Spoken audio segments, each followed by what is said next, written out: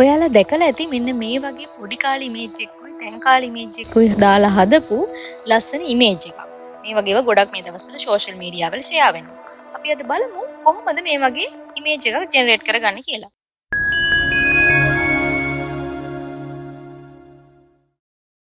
මේක හදන්න ඕනේ ප්‍රොම්ප්ට් එක මම මගේ ඩිස්ක්‍රිප්ෂන් එකේ දාලා තියෙනවා. ඒ වගේම පළවෙනි කමෙන්ට් එකෙත් මම දාන්නම්.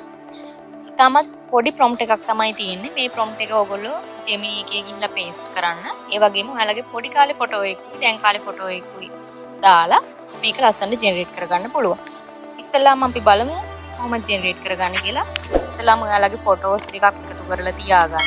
ඊට පස්සේ මෙන්න මේ ෆොටෝස් දෙකෙන් තමයි මම ජෙනරේට් කරන්න යන්නේ. මගේ ෆොටෝ එකක් නෙවෙයි ඇත්තටම. පොඩි කාලේ ළමගේ ෆොටෝ එකකුයි එයාගේ දැන් කාලේ ෆොටෝ එකකුයි දෙකෙන් තමයි මම මේ ඉමේජ් එක ජෙනරේට් කරන්න යන්නේ. ඉස්සෙල්ලාම ඔයාලා Gemini app එක ඕපන් කරගන්න.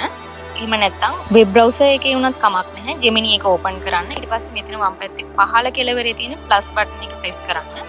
ඊට පස්සේ එතනින් මම දෙනවා පොඩි කාලේ ෆොටෝ එකයි දැන් කාලේ ෆොටෝ එකයි දෙකම දීලා දකුණු පැත්තේ උඩු කෙළවරේ තියෙන ටික් මාක් එක ක්ලික් කරනවා.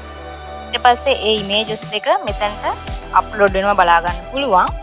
ඊට පස්සේ මම මගේ ප්‍රොම්ප්ට් එක පේස්ට් කරනවා මෙතන. මම පේස්ට් කරන ප්‍රොම්ප්ට් එක ඔයාලට දාලා තියෙනවා ඩිස්ක්‍රිප්ෂන් එකේ එතනින් ගන්න. ඊට පස්සේ මම ඊතලේ ක්ලික් කරනවා.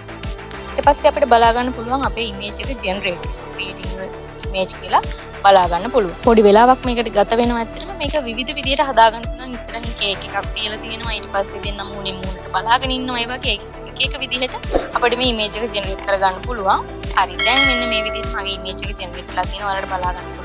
2011 දී සහ 2026 දී කොහොමද ඉන්නේ කියලා බලා ගන්න පුළුවන්.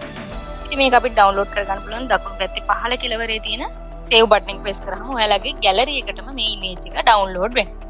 ඉතින් මෙන්න මේ විදිහට තමයි මේ ඉමේජ් එක ජෙනරේට් කරගන්න ඉතාම පහසුයි. ඉතින් මේ වගේ වීඩියෝ එකකින් තවත් දවසක හම්බ වෙනකම් හැමෝටම සුබ දවසක්.